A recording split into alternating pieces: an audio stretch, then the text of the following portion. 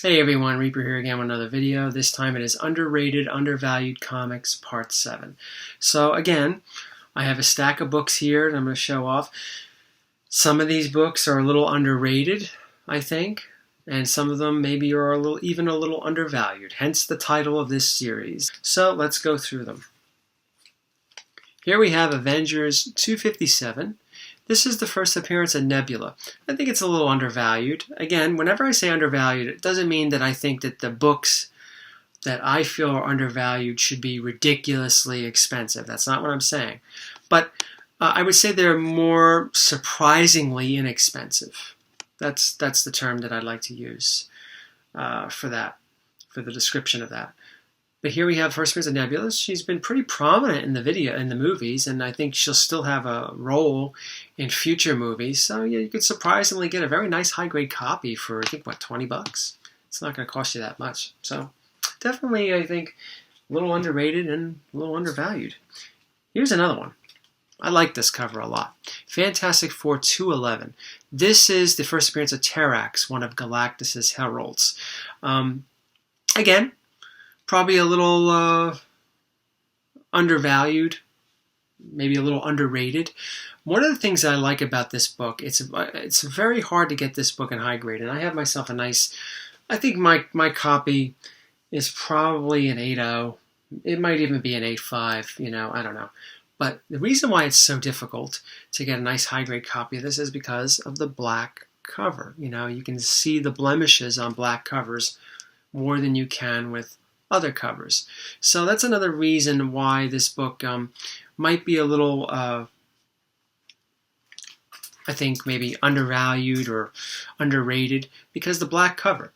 It's some people just don't always think about that when it comes to this. And of course, it's the first appearance of Terrax. All they need to do is, they being the MCU, introduce Terrax to their universe, and all of a sudden everyone's going to flock to it, and then it's no longer going to be undervalued or underrated, right? Here we go. Here's another one. Now, this is the first, I believe it's the first full appearance. The first full appearance of John Constantine. I don't know if it's necessarily underrated because Constantine had his own movie. I don't know how that did. I saw it. I didn't like it. I didn't like any of the. I didn't even know what the hell they were talking about throughout the whole movie. All these different things or whatever. I just couldn't get into it. I know some people didn't like the movie because the character was played by Keanu Reeves, who looks nothing like the John Constantine character. I don't know. Whatever. But I believe this is his first full appearance. I think he made a cameo 10 issues before that in 25, I think. If I'm wrong, correct me in the comments. A little undervalued, I think. Here's another one. Another Galactus Herald. Here we have the first appearance, Thor 225. The first appearance of the Fire Lord. Another pretty good book. Now, this book is not necessarily dollar bin material. It's not.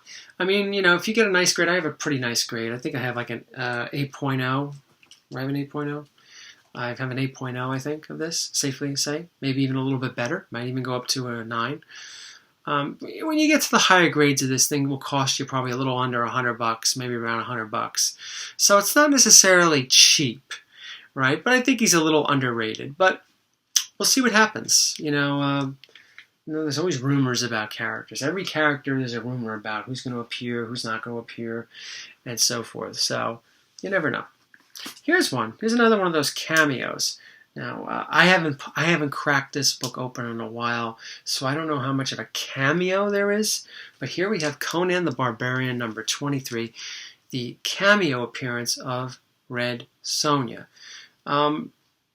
The artwork is really good. I enjoyed it very much. The one that I think everyone goes for is 24, which is, her full appearance. And it might even have a better cover. It depends on who you ask. But, I like both of them. I have both of them. And, of course, depending on the condition will determine how much you're going to spend on it. But I still think because it's the cameo, it's a little underappreciated, a little undervalued, underrated. Now here you have a set of them. We all know what these are, but I don't know. I'll leave you to decide. Maybe if you think they're a little underrated, undervalued. Start off with this one, the Crow #1. I met James O'Barr, and he signed this for me at the East Coast Con. I think maybe in 2016 or something like that. Does it say? Yeah, it's 4/16/2016. That's when I got him to sign this. And then, of course, you have Crow #2, which I'll show you in a moment as I put this one down. Crow #2. You know, they're all black covers, so they're hard to get in high grade. You know, I only have an 8.5, and so it'd be nice if I had a 9, but they're not that easy to get in high grade. It's Crow #3, and then we have Crow #4. Really all nice covers. And again, I made a video talking about books, you know, that I don't really read comic books. I really don't read them. There's a select few pockets across the ages that I'll read. Crow is one of them. I probably should have put that in that video. That's definitely one of the comic series that I would read. Stuff like Infinity War, you know, I know the movie also. No, I wouldn't read the Infinity War, or the Infinity Gems, or the Infinity Crusade, or whatever the hell they have. I'm just completely uninterested in that stuff. But stuff like this, that again, like I mentioned in that video, has a more more dark tone to it, a more adult tone to it. Doesn't matter what age it is. That's something that I would read, and I would read again. 3 more. X-Men 28. This is actually an upgrade copy for me. My old copy was just awful. It was really awful. It was a Pence copy. That's not why it was awful, but it was really low grade. Someone colored half of the X in like a Sharpie or whatever. So it was nice for me to upgrade this. But I do think Banshee, you know, he's been in the movie. Not that they was going to go anywhere with that character or anything like that, but I do think he's a little underrated. He was part of the new X-Men for a while, you know, when Claremont took over in the 70s.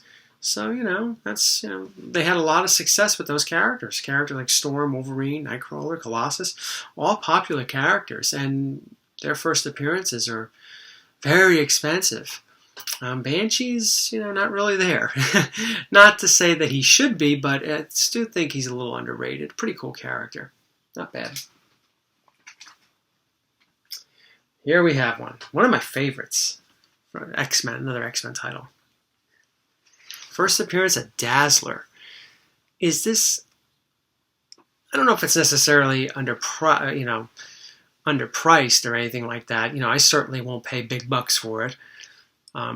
But it grabs a nice chunk of money. But again, mainly a black background cover that's hard to get in high grade. But I just love this cover. This is one of my favorite X-Men covers of that period. Just look at it.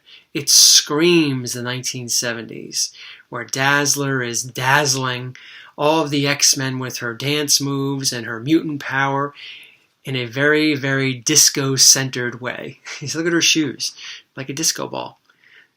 And look at look at the X-Men title. It's got all the light bulbs on it. I mean, this is a very visually appealing copy. I do think it's a little underrated, though. I do think it's a little underrated because I don't know if it's necessarily considered. You know, a lot of people think about this book when it comes to pretty cool X-Men covers, and I definitely think that this is one of the best from that era. I'm not saying all over, but definitely from that era. Some people may not agree, but I love it. I love it. And here's one again that I think is a lot that people don't talk about. I don't think I put this one in another video. Sometimes I put the same issues in the video. I think you know. It's hard for me to keep track sometimes. But here we have 4-color. What is this? What number is this again? 178? I was going to say 179. Glad I looked. I would have been wrong. 4-color 178. This is the first appearance of Uncle Scrooge. I think some people think that Uncle Scrooge made his first appearance in Uncle Scrooge #1. No, it's not true. It's in this one. Now I have a low-grade copy. I think it's a 2. From what I wrote here, it's a 2.5.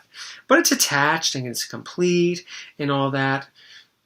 but so it's a lower grade book. But one of my favorites, I like Uncle Scrooge.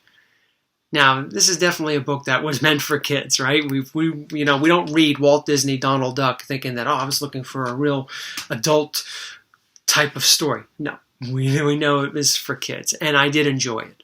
I enjoyed it.